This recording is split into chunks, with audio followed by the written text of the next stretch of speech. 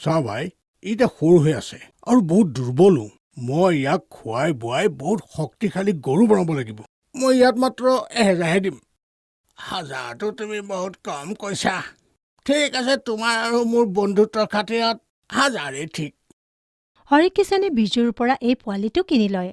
তেওঁ তাৰ পৰা যোৱাৰ পাছত মোৰ ভাগ্যত এয়াহে আহিল।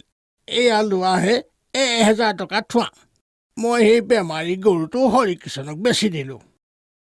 ভালেই কৰিলে। তাৰ কাৰণেতো ঘাঁহো নষ্ট হৈ আছিল। কিবা দি থাকিলেও তাৰ শৰীৰত কামেই নিদিয়ে। হ'ব, বাচি গ'লো। আৰু ইফালে হৰিকিষাণৰ ঘৰত চোৱাচোন নন্দিনী মাক, কিমান ধুনীয়া পোৱালি এটা লৈ আহিছোঁ। অলপ দুৰ্বল হয়, কিন্তু খোৱালে বোৱালে ভাল দমৰা হৈ যাব। অকণমানি নন্দিনীয়ে নিজৰ মাকৰ হাতত ধৰি দমৰাটো চাবলৈ বাহিৰলৈ আহে। ইমান সুন্দৰ অকণমানি বন্ধু পাই তাই বৰ সুখী হৈ যায়। বাবা, এইটো বহুত সুন্দৰ। ইয়াৰ চকু চাওক কিমান উজ্জ্বল। এনেকুৱা লাগিছে যেন এতিয়া কৈছে মোৰ পিয়াহ লাগিছে, পানী দিয়া। মানে গোটেই ৰাস্তাত মই এবাৰো গম নাপালোঁ যে ইয়াৰ চকুৱে কথা কয়, আৰু তই ঘপকৈ গম পাই গলি। যাক খেল তাৰ লগত, কিন্তু ইয়াক বেছি দিগদাৰ নিদিবি। এইটো বহুত সুন্দৰ। ডাঙৰ হ'লেতো আৰু সুন্দৰ দেখা যাব। মই ইয়াক সুন্দৰতাৰ প্ৰতিযোগিতাৰ কাৰণে লৈ অহা নাই। ই ডাঙৰ হ'লে পথাৰত মোৰ লগত কাম কৰিব। বছ, ইয়াক খোৱা বোৱাত বিশেষভাৱে মন দিব লাগিব। হৰিকিষাণৰ গোটেই পৰিয়াল শিৱভক্ত আছিল। হৰিকিষাণে চোতালতে এটা ডাঙৰ শিৱলিংগ বনাই থৈছিল। সদায় পুৱা গোটেই পৰিয়ালে শিৱলিংগত পানী ঢালে আৰু ইয়াত পূজা কৰে। যিকোনো কাম কৰাৰ আগেয়ে তেওঁলোকে ভগৱান শিৱক নিশ্চয় স্মৰণ কৰে। হৰিকিষাণে সেই সৰু দমৰাটো এইকাৰণে লৈ আহিছিল কাৰণ ডাঙৰ দমৰা কিনাৰ বাবে তেওঁৰ হাতত পইচা নাছিল। তেওঁ ভাবিলে 2-3 বছৰ খোৱালে বোৱালে সিটো নিজে এটা ডাঙৰ প্ৰকাণ্ড দমৰা হৈ যাব। তেতিয়া খেতি-বাতি কৰিবলৈ সহজ হ'ব আৰু অকণমানি নন্দিনীয়ে যেন এটা বহুত ভাল মিত্ৰ পাই গ'ল। তাই গোটেই দিন তাক সৰু সৰুকৈ ঘাঁহ খাবলৈ দিয়ে, তাক পানী খুৱায় আৰু কেতিয়াবা কেতিয়াবা তাৰ নেগুৰত ধৰি ইফালে সিফালে যায়। নন্দিনীয়ে তাৰ নাম ৰাখিলে। এতিয়া এয়াটো নন্দিনীৰ ভাই নন্দী হয়। আৰু এতিয়া নন্দিনীয়েই নহয়, তাইৰ ঘৰৰ মানুহ আৰু ওচৰ চুবুৰীয়া মানুহেও তাক নন্দী বুলি মাতে। আৰে, তুমিতো এমাহতে ইমান ডাঙৰ হৈ গ'লা। নন্দী, যদি এনেকুৱা হৈ থাক, তেতিয়া মইতো তোমাৰ ওচৰত সৰু হৈ পৰিম। নন্দীয়ে মৰমতে নিজৰ ডিঙিটো নন্দিনীৰ কোলাত থৈ দিয়ে আৰু তাই তাৰ মাথাত কেতিয়াবা মৰম কৰে, কেতিয়াবা হাত বুলায়। এদিন পুৱা নন্দিনীৰ স্কুল যাবলৈ অকণো মন যোৱা নাই আৰু তাই ভাবি পোৱা নাছিল যে তাই এনেকুৱা কি অজুহাত দেখুৱাই যে মাকে তাইক, মা, তুমি জানানে এতিয়া বহুত জোৰকৈ বৰষুণ আহিব। মই স্কুল যাবলৈ বিচৰা নাই। গোটেই ৰাস্তাত বোকাই বোকা হৈ যাব। হয়নে? বাহিৰততো চোকা ৰ'দ দি আছে। তেন্তে বৰষুণ ক'ত হ'ব? হ'ব মা, হ'ব, মই সঁচাকৈ কৈছোঁ। এতিয়া 1 ঘণ্টাৰ পাছত ধাৰাসাৰ বৰষুণ হ'ব। বছ নন্দিনী, বহুত হৈ গ'ল। ইমান অজুহাত দেখুওৱাৰ প্ৰয়োজন নাই। কোনো বৰষুণ নাহে। তেতিয়া নন্দিনী উঠি নন্দীৰ ওচৰলৈ গুচি যায় আৰু তাৰ কাণে কাণে কয়, তুমি সেয়াই নহয় জানো যি মহাদেৱৰ কাষত বহি থাকা আৰু গোটেই কথাবোৰ মহাদেৱক কোৱা?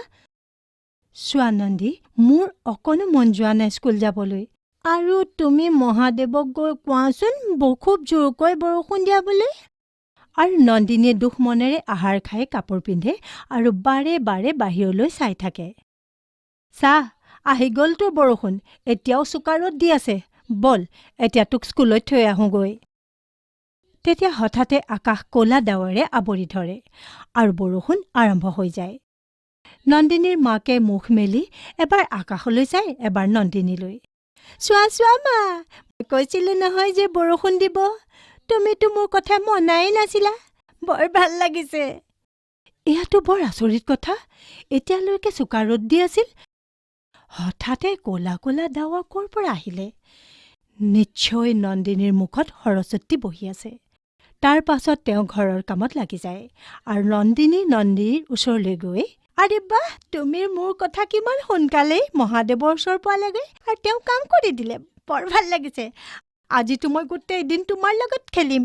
বাৰু কোৱাচোন, এতিয়া তোমাৰ ভোক লাগিছে যদি মই তোমাৰ কাৰণে কি আনো?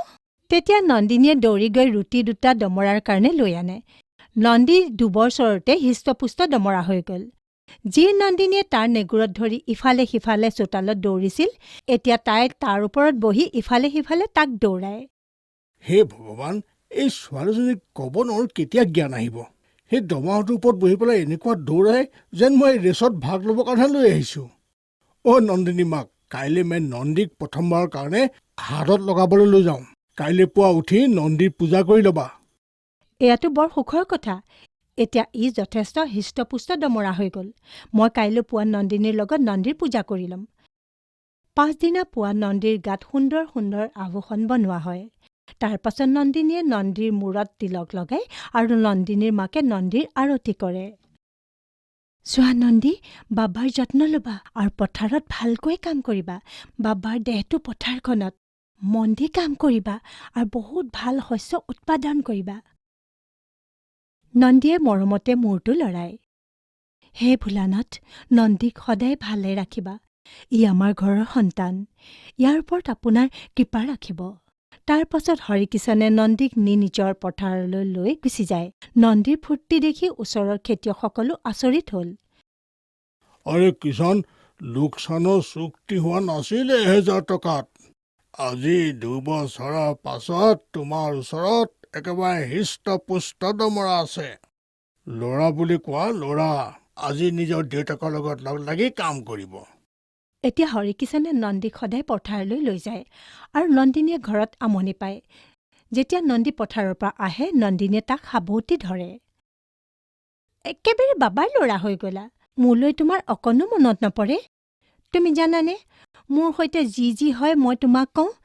এতিয়া গোটেই দিন মই তোমাৰ কাৰণে বাট চাব লাগে। ব'লা, এতিয়া সোনকালে মোৰ কথা শুনা।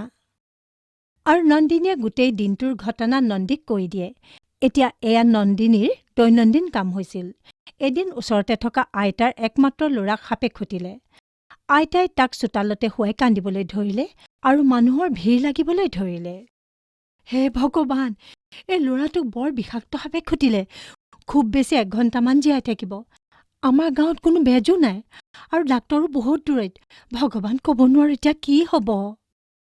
নন্দিনীয়ে তাইৰ মাকৰ লগত তালৈ যায় আৰু দেখে যে সেই 12-13 বছৰীয়া ল'ৰাটো নীলা হৈ পৰি গৈছে।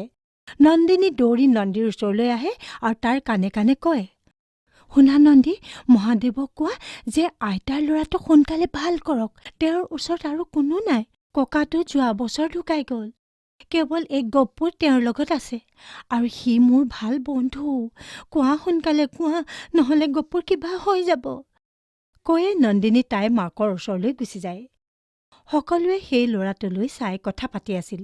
তেতিয়া হঠাতে সেই সাপটো ঘূৰি আহে আৰু গপ্পুৰ হাতত য'ত থি খুটিছিল সেই গোটেই বিষ টানি ল'লে।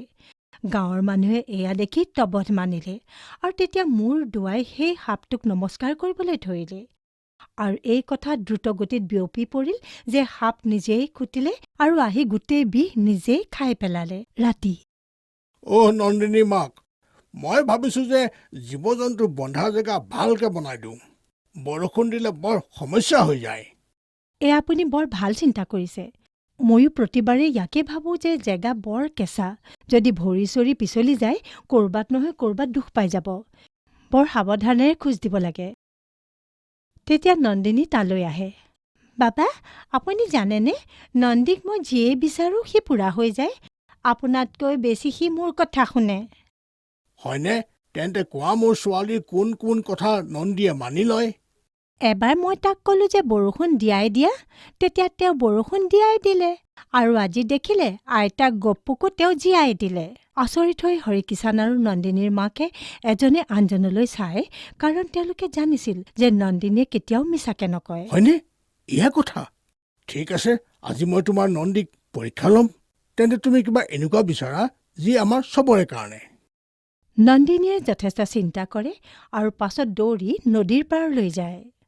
নন্দী, মোৰ মা-দেউতাই বহুত পৰিশ্ৰম কৰে আৰু বিশেষকৈ বাবাক চোৱা, দুপৰীয়া ঠাণ্ডা গৰমত বৰষুণত সকলো সময়ত তোমাৰ লগত পথাৰত কাম কৰি থাকে। এতিয়া ঘেঁহুৰ শস্য কাটিবৰ হ'ল।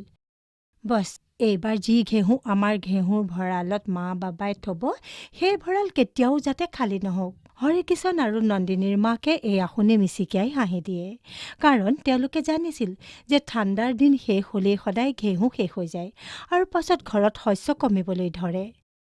নন্দিনীয়ে যি সমস্যা দেখিলে তাই নন্দীৰ পৰা তাকেই বিচাৰিলে। ঘেঁহুৰ শস্য তৈয়াৰ হৈ যায় আৰু তাইৰ মাক দেউতাকে ঘেঁহুৰ ভঁৰাল ওপৰলৈকে ভৰাই দিয়ে। বাকী থকা ঘেঁহু বজাৰত বেচি দিয়ে, যাৰ ফলত কিছু পইচা উপাৰ্জন হ'ল।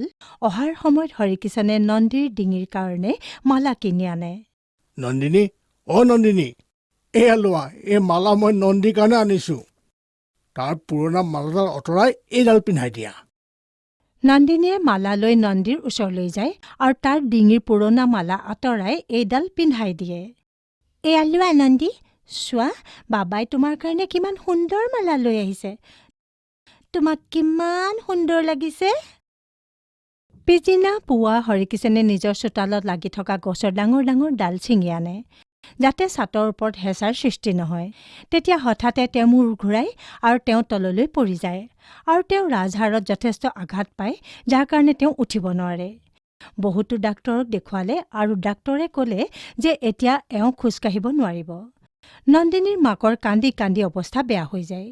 বহুত দিন হৈ গ'ল, কিন্তু হৰিকিষণে বহুত চেষ্টা কৰাৰ স্বত্তেও বিচনাৰ পৰা উঠিব নোৱাৰা হ'ল। নন্দিনীয়ে তাইৰ বাবাৰ ওচৰত হাতখন ধৰি বেছিভাগ সময় বহি থাকে। বাবা, চাই ল'ব, আপুনি সোনকালেই ভাল হৈ যাব। ৰ'ব, মই নন্দীক লৈ আহোঁ। নন্দিনী দৌৰি নন্দী, কি কৰিছানো তুমি? কিয় তাক ইমান কষ্ট দিছা? নন্দিনী দৌৰি বাহিৰলৈ যায় আৰু নন্দীৰ পঘাত ধৰি ঘৰৰ ভিতৰলৈ লৈ আহে আৰু তাৰ পাছত তাৰ কাণে কাণে ক'লে, তুমি কেনেকুৱা পুত্ৰ?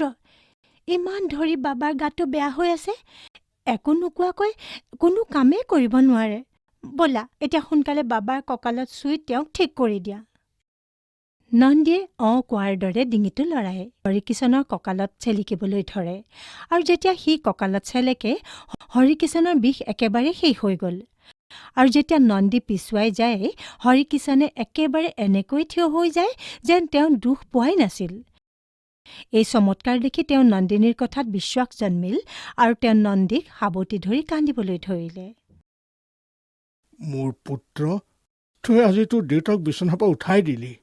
মোৰ ওচৰত তোক ধন্যবাদ কোৱাৰ কাৰণে কোনো শব্দই নাই। তেতিয়া তেওঁ গুড় আৰু বুট দৈ আনে আৰু নন্দীক খুৱাই দিয়ে। হৰিকিষণ সুস্থ হৈ পৰা দেখি নন্দিনীৰ মাক বহুত সুখী হ'ল।